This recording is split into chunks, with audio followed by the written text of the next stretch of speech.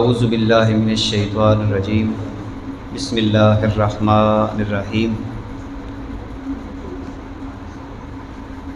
یا ایہا الذین آمنوا لا تقدموا بین یدی اللہ ورسولہ واتقوا اللہ ان اللہ سمیع علیم۔ سورہ حجرات مدنی صورت ہے، آیات اس کی 18 ہیں اور رکوع اس کے 2 ہیں۔ حجرات حجرے کی جمع ہے، اور اس سورہ پاک کے اندر نبی کریم صلی اللہ علیہ وبارک وسلم کی ذات کے حوالے سے خصوصی احکامات موجود ہیں، اور اس صورت کا نام قرآن مقدس کی یعنی اس صورت کی جو آیت نمبر 4 ہے اس کے اندر لفظ حجرات کا استعمال ہوا، ینادونک من وراء الحجرات، کہ نبی کریم صلی اللہ علیہ وسلم جب اپنے حجرہ مبارک میں تشریف فرما ہوتے تھے تو اس وقت آواز لگانا جو ہے یہ منع قرار دے دیا گیا، اور خاص طور پر اس طرح کہ جیسے ایک عام شخص کو بلایا جاتا ہے۔ نبی کریم صلی اللہ علیہ وسلم کی ذات کے ساتھ جو ایک مسلمان کا تعلق ہے وہ کوئی عامیانہ تعلق نہیں ہے، یہ ایسا تعلق ہے کہ جس کے بغیر ایمان کا تصور بھی نہیں کیا جا سکتا، بلکہ اگر ایمان بھی ملا ہے تو آقا کریم علیہ السلام کے صدقے سے اللہ تعالیٰ نے ہمیں عطا فرمایا ہے۔ اللہ کی پہچان اگر ہوئی ہے تو حضور علیہ السلام کی وجہ سے ہوئی ہے۔ دین اسلام کی پہچان آقا کریم علیہ السلام کی وجہ سے ہوئی ہے، اس لیے اللہ تعالیٰ نے قرآن مقدس کے اندر آقا کریم علیہ السلام کی تشریعی حیثیت کہا جاتا ہے کہ جو اتھارٹی اللہ تعالیٰ نے اپنے محبوب صلی اللہ علیہ وسلم کو عطا فرمائی ہے اس پر کئی آیات شاہد ہیں۔ مثلا ان آیات میں سے ایک آیت کہ اللہ کا بھی کہنا مانو، رسول کا بھی کہنا مانو۔ پھر ایک مقام پہ فرما دیا کہ جو اللہ کا رسول تمہیں دے دے اس کو مضبوطی سے پکڑ لو، اور جس بات سے تمہیں رسول منع کر دے اس بات سے رک جاؤ۔ تو یہ بات بھی اللہ نے واضح کر دی۔ پھر ایک مقام پہ فرمایا کہ جو رسول کی اطاعت کرتا ہے گویا کہ اللہ کی ہی اطاعت کرتا ہے۔ اس سے بھی حضور علیہ السلام کی ذات کی اہمیت اور رسالت کی اہمیت، نبوت کی اہمیت اور ذات مصطفیٰ صلی اللہ علیہ وسلم کی اہمیت واضح ہوتی۔ پھر ایک مقام پہ اللہ تعالیٰ نے فرما دیا کہ تمہارے لیے رسول اللہ صلی اللہ علیہ وسلم کی زندگی بہترین نمونہ ہے۔ یہ حضور کی حیثیت کو واضح، کتنی آیات ہیں اس سلسلہ میں۔ پھر ایک مقام پہ فرما دیا کہ اگر تم اللہ سے محبت کرنا چاہتے ہو تو تمہیں نبی کی اتباع کرنا ہوگی، فاتبعونی یحببکم اللہ۔ تو یہ بہت ساری آیات ایسی ہیں جو حضور علیہ السلام کے مقام کو، آپ کی حیثیت کو واضح فرماتی ہیں۔ انہی میں سے جو سورہ حجرات کی پہلی آیہ پاک ہے کہ جس میں اللہ تعالیٰ نے ایک واضح اصول یہاں پر ہمیں عطا فرما دیا، اور وہ اصول یہ ہے کہ اے ایمان والو، اور یہ بات بھی ذہن میں رکھیں کہ آقا کریم علیہ السلام کی ذات کے ساتھ جتنے احکامات بھی متعلق ہیں وہ سارے کے سارے ایمان والوں کو ہیں۔ یعنی اگر تم ایمان کا دعویٰ کرتے ہو تو تمہیں میرے نبی کے بارے میں یہ نظریات رکھنے ہوں گے۔ اگر خدا نخواستہ تم ایمان کا دعویٰ کرتے ہو اور نبی کریم صلی اللہ علیہ وسلم کی ذات کے بارے میں تمہارا نظریہ ٹھیک نہیں ہے تو تمہارے سارے کے سارے اعمال جو ہیں وہ برباد ہو جائیں گے، جیسا کہ یہاں پر بھی واضح ہوتا ہے۔ اور ایک اور حدیث پاک سے بھی اس کا مفہوم واضح ہوتا ہے کہ اللہ تعالیٰ جب سوال کرے گا بندے سے قبر کے اندر تو نمازیں، روزے، حج، زکوٰۃ، یہ ساری چیزیں یہ آگے کھڑی ہو جائیں گی اور بندے کو قبر کے اندر محفوظ کرنے کی کوشش کریں گی۔ اور قبر کے 2 سوال بعد دفعہ معاف بھی ہو جائیں گے. یعنی یہ سوال معاف ہو سکتا ہے من ربوں کا، یہ سوال معاف ہو سکتا ہے ماں دینوں کا، مگر تیسرا سوال معاف نہیں ہے. قبر کا لازمی سوال یہ کہ ماذا تقول فی حق ھذا الرجل، کہ اس شخصیت کے بارے میں تیرا نظریہ کیا تھا، کیا کہتا تھا. تو اگر خدا نخواستہ نبی کریم صلی اللہ علیہ وسلم کی ذات کے بارے میں کوئی منفی نظریہ دل میں قائم ہو گیا تو بندے کے سارے اعمال، نماز، روزے، حج، زکوٰۃ، صدقات، تسبیحات، ذکر و اذکار، یہ کسی کام نہیں آئیں گے جب تک حضور علیہ الصلوۃ والسلام کی محبت کو سینے میں صحیح انداز میں جگہ نہ دی جائے گی. تو فرمایا کہ لا تقدموا بین یدی اللہ ورسولہ، اے ایمان والو اللہ اور اس کے رسول سے آگے نہ بڑھو. اب اللہ سے آگے کون بڑھ سکتا ہے؟ یعنی اللہ سے آگے، یا کیا اللہ دوڑ لگا رہا ہے کہ اس سے آگے نہیں بڑھنا؟ اس کا یہ مطلب ہے. کیا مطلب ہے اس کا کہ آگے نہ بڑھو؟ تو اس سلسلہ میں یہ بات ذہن میں رہے کہ اس سے ویسے تو بنیادی طور پر ایک خاص حکم کی طرف اشارہ ہے.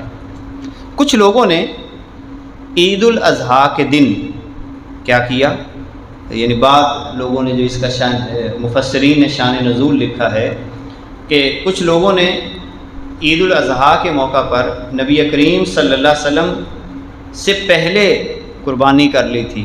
تو اللہ تعالیٰ نے فرمایا کہ اللہ اور اس کے رسول سے آگے بڑھنے کی کوشش مت کرو، جب تک نبی نے قربانی ابھی تک نہیں کی تم کون ہوتے ہو یہاں پر قربانی پیش کرنے والے. گویا کہ حضور کی اتباع میں اگر تم قربانی نہیں کرو گے اور حضور سے پہلے قربانی کر لو گے تو تمہاری قربانی بھی اللہ کی بارگاہ میں مقبول نہیں ہے. اسی طرح کچھ لوگوں نے، بعض مفسرین نے لکھا کہ رمضان سے 1 روز پہلے ہی روزہ رکھنا شروع کر دیا تھا، 1 دن پہلے. تو حضور نے نہیں رکھا تھا تو اللہ تعالیٰ نے منع فرما دیا کہ اگر تمہارے نبی نے روزے شروع نہیں کیے تو تم کون ہوتے ہو اپنے نبی سے پہلے اس طرح کے کام کرنے والے. تو اللہ اور اس کے رسول سے آگے نہیں ہم بڑھ سکتے.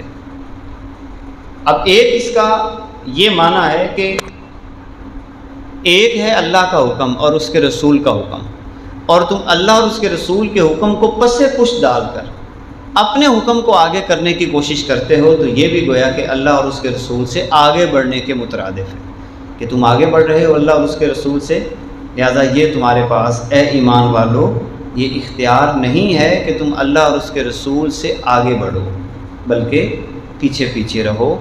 جو اللہ تمہیں عطا کر دے، اللہ کا رسول عطا کر دے، بس اسی حکم کو ماننا ہے، نہ اپنا نظریہ، نہ اپنی سوچ، نہ اپنی فکر جو ہے وہ تم نے نافذ کرنی ہے. لہذا زندگی کے اصول بھی ہمیں سیرت نبی صلی اللہ علیہ وسلم سے لینے چاہیے. اپنے ذاتی اصول نہیں بنانے چاہیے، ذاتی نظریات نہیں بنانے چاہیے. ہمارے نظریات بھی واضح ہیں. نبی کریم صلی اللہ علیہ وسلم نے فرمایا کہ جو میں دین تمہارے پاس لے کر آیا ہوں اس کا دن بھی روشن ہے اور رات اس سے زیادہ روشن ہے. یعنی یہ دین روشن ہی روشن ہے، اس میں کوئی اندھیرا نہیں ہے. تو لہذا میں اور آپ اپنی ذات کی بنیاد پر دین کا کوئی نظریہ قائم نہیں کر سکتے. فرمایا لا تقدموا بین یدی اللہ ورسولہ. تو اب اس سے ایک بات یہ بھی ذہن میں آتی ہے کہ چاہے کوئی نیکی کا کام ہی کیوں نہ ہو، یعنی آپ نیکی کا کام کرنے جا رہے ہیں مگر اس میں اللہ اور اس کے رسول کے حکم کی مخالفت کا کوئی پہلو نظر آتا ہے نیکی کا کام، تو ایسا کام بھی اللہ اور اس کے رسول کو پسند نہیں ہے. نیکی بھی وہی مقبول ہوگی، نیکی بھی وہی مقبول ہوگی جو اللہ اور اس کے رسول کو پسند ہوگی. لہذا کسی بھی معاملے میں ہمیں آگے بڑھنے کی ضرورت نہیں ہے. جو اللہ کا حکم ہے اس کو قبول کریں، جو رسول اللہ صلی اللہ علیہ وسلم کا حکم ہے بس اسی کو قبول کریں اور اسی پہ اپنا اطمینان رکھیں. لا تقدموا بین یدی اللہ ورسولہ، اور ساتھ ہی فرمایا واتقوا اللہ، اللہ سے ڈرو، تقوی اختیار کرو. تقوی کا تعلق دل کے ساتھ ہے، جیسا کہ جمعے کے اوپر بھی ہم نے اس موضوع پر تفصیلی روایات پڑھی ہیں کہ مخموم القلب کے بارے میں جو حضور علیہ الصلوۃ والسلام نے وضاحت فرمائی کہ کامیاب ہو گیا وہ بندہ، یعنی لوگوں میں سب سے افضل بندہ کون ہوتا ہے؟ جو مخموم القلب ہے اور زبان کا سچا ہے. اس کا مطلب یہ ہوا کہ جو بندہ زبان کا سچا نہیں ہے وہ کامیاب نہیں ہے. اسی طرح وہ بندہ جو مخموم القلب نہیں ہے وہ بھی افضل نہیں ہے. اور مخموم القلب کی کتنی نشانیاں بیان ہوئیں؟ 6 نشانیاں. پہلی نشانی اس کی ہے کہ وہ النقی ہوتا ہے. النقی، حضور نے فرمایا اس کی پہلی نشانی ہے النقی. دوسری نشانی التقی. تیسری نشانی لا اسم علیہ. چوتھی نشانی ولا بغیہ. پانچویں نشانی ولا غلہ. چھٹی نشانی ولا حسد. تو یہ دل جو ہوتا ہے یہ مخموم ہوتا ہے. اور مخموم کا معنی میں نے آپ کو عرض کیا کہ جب گھر میں اچھے طریقے سے جھاڑو دے دیا جائے اور گھر بالکل صاف ستھرا نظر آنا شروع ہو جائے تو اسے عربی زبان میں کہا جاتا ہے کہ یہ گھر اب صاف ہو گیا ہے، اور لفظ مخموم استعمال کیا جاتا ہے. اب جب تک دل کا گھر صاف نہیں ہوگا اس وقت تک ہمارا دل مخموم القلب نہیں ہوگا. اور 6 بیماریوں سے پاک کرنا ہے اپنے دل کو. یعنی نقی، پہلے جھاڑو دینا ہے. ترتیب کتنی خوبصورت بتائی حضور نے. نقی، پہلے جھاڑو دینا ہے دل کو. پھر اتقی، اس کے گرد باڑ لگا دینی ہے کہ دوبارہ گند نہ آئے. پہلے نمبر پہ النقی، دوسرے نمبر پہ اتقی، اس کے گرد باڑ لگا دینی ہے. پھر کیا ہے؟ لا اسم علیہ، اپنے دل کو گناہ سے پھر پاک کر لینا ہے. پھر فرمایا ولا بغیہ، یہ بغاوت نہ کرے تمہارا دل. پھر فرمایا ولا غلہ، اس کے اندر کوئی کینہ پیدا نہیں ہونا چاہیے. اور چھٹی بات فرمائی ولا حسدہ، اس دل میں حسد پیدا نہ ہو. تو جب اس طرح تم بن جاؤ گے تو کائنات کے آقا فرماتے ہیں لوگوں میں سب سے افضل آدمی تم اللہ کی بارگاہ میں بن جاؤ گے. تو جو سب سے افضل بندہ ہوتا ہے اس کی یہ نشانیاں ہوتی ہیں. اسی لیے فرمایا واتقوا اللہ، اللہ کا تقوی اختیار کرو. اللہ تعالیٰ سننے والا جاننے والا ہے. پھر وہی بات جو میں نے پہلے کی کہ اللہ تعالیٰ نے نبی کریم صلی اللہ علیہ وسلم کی ذات کو جو مرکزی حیثیت عطا فرمائی ہے دین کے اندر، کہ دین کے اندر اگر مرکز ہے تو وہ ذات مصطفیٰ صلی اللہ علیہ وسلم. تمام احکام حضور کے گرد گھومتے ہیں. نماز حضور کی اداؤں کا نام ہے، روزہ حضور کی اداؤں کا نام ہے، حج ہم پڑھتے ہیں تو وہ حضور کی اداؤں کا نام ہے. نیکی کے کام کرتے ہیں، کوئی بھی نیکی کا کام کریں گے تو وہ حضور علیہ الصلوۃ والسلام کی اداؤں کا ہی نام ہے. اسی لیے حضور کو مرکزی حیثیت حاصل ہے. اتھارٹی باقاعدہ اللہ تعالیٰ نے حضور علیہ الصلوۃ والسلام کو عطا فرمائی، اور اس بارگاہ کے باقاعدہ پھر آداب ہمیں عطا فرمائے. ان آداب میں سے ایک ادب یہ ہے کہ اے ایمان والو اپنی آوازوں کو نبی کی آواز سے بلند مت کرنا. مفسرین نے اس کا ایک معنی یہ لکھا ہے کہ اس دور کے اندر جن کی آوازیں حضور سے بلند ہو جاتی تھیں ان کو منع کر دیا کہ جتنی حضور کی آواز ہے اس سے تمہاری آواز کم ہونی چاہیے. اور ایک اس کا یہ بھی مفہوم مفسرین نے کہا کہ حضور کے زمانے میں تو اس وقت تھا، آج بھی سرکار دو عالم صلی اللہ علیہ وسلم کی بارگاہ میں جب حاضر ہوں تو اپنی آوازوں کو پست رکھا جائے. وہاں پر مدینہ منورہ میں خاص طور پہ اور مسجد نبوی شریف میں اپنی آوازوں کو بلند نہیں، اوے کہہ کے کسی کو نہیں بلانا، اونچی آواز نہیں کرنی.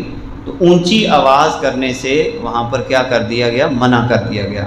امام مالک کے بارے میں آپ نے سن رکھا، امام مالک مسجد نبوی میں 30 سال پڑھاتے رہے، مگر حضور کے ادب میں 30 سال جو ہے وہ اپنا ورقہ جو کتاب کا تھا وہ بھی اس انداز میں پلٹتے تھے کہ اس کی آواز بھی پیدا نہیں ہوتی تھی. یعنی یہ کیفیت تھی حضور علیہ الصلوۃ والسلام کے ساتھ ادب کی، محبت کی، پیار کی. اسی طرح بعض محدثین نے یہ لکھا ہے کہ لا ترفعوا اصواتکم فوق صوت النبی کا مطلب کیا ہے؟ مثلا آپ کو کوئی حضور کی حدیث سناتا ہے کہ حضور یہ فرما رہے ہیں تو فوراً اپنی آواز کو پست کر لیں. وہاں پر آپ دلیل نہ دینا شروع کر دیں، نہ بولیں وہاں پر. جیسے ہمارے یہاں بعد دفعہ ہم کسی کو سمجھا رہے ہوتے ہیں اور یہ کہتے ہیں یار حضور یہ فرماتے ہیں تم کیا کہتے ہو، وہ آگے سے پھر بولنا شروع کر دیتا ہے. خدا نہ خواستہ جو بندہ حضور کی حدیث پر کراس کویسچن کرنا شروع کر دے، جس کو کراس سوال کہتے ہیں، اور اس پر پھر اپنی رائے بھی، میری سوچ تو یہ کہتی ہے یا میری فکر یہ کہتی ہے، تو مفسرین یہ کہتے ہیں کہ وہ بھی اسی کیٹیگری میں چلا جاتا ہے۔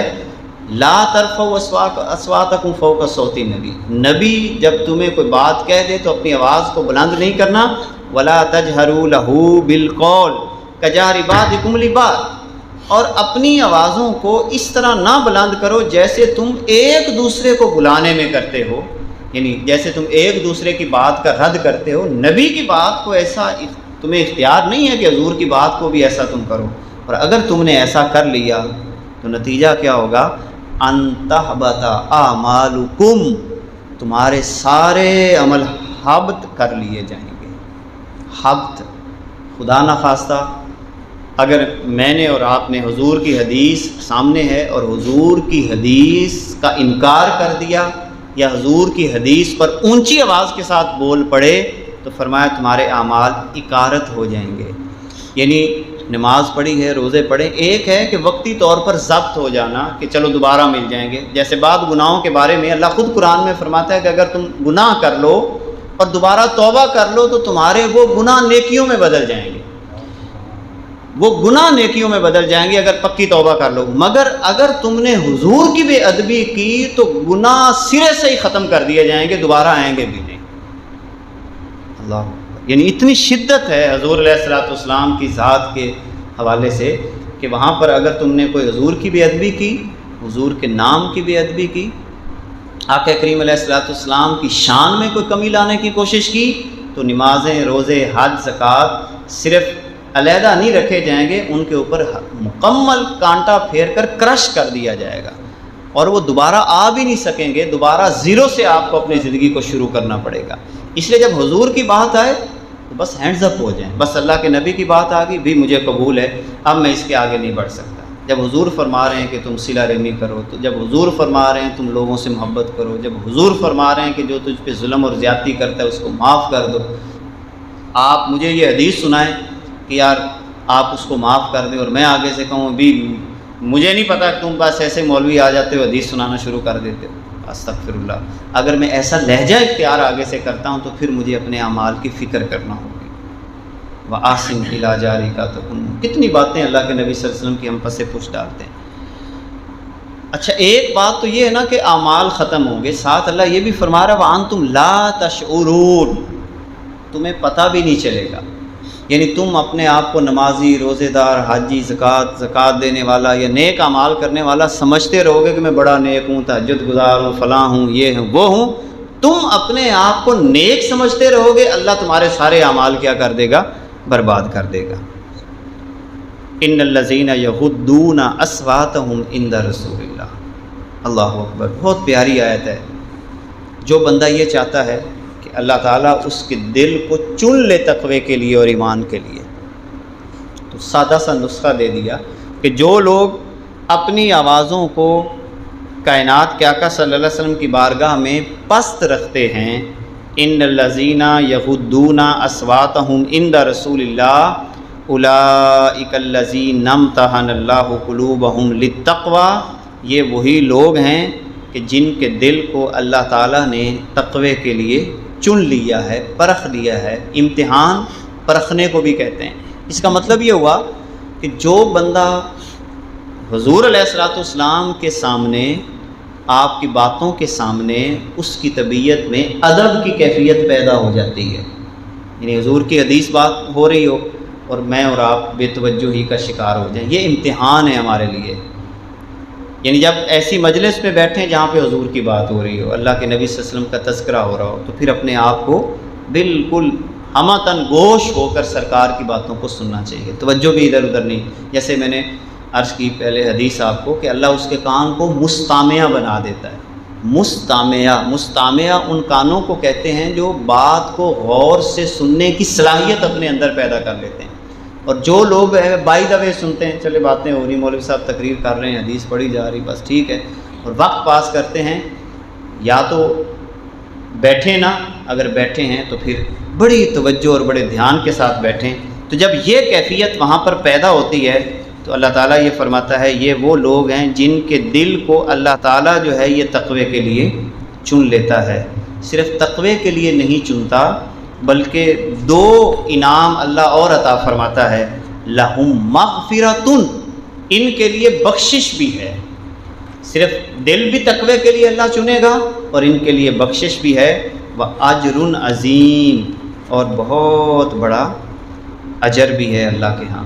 اللہ رب العزت ہم سب کو نبی کریم صلی اللہ علیہ وسلم کی ذات، آپ کی صفات، آپ کی شان کو سمجھنے کی توفیق عطا فرمائے. وآخر دعوانا ان الحمد للہ رب العالمین. بسم اللہ.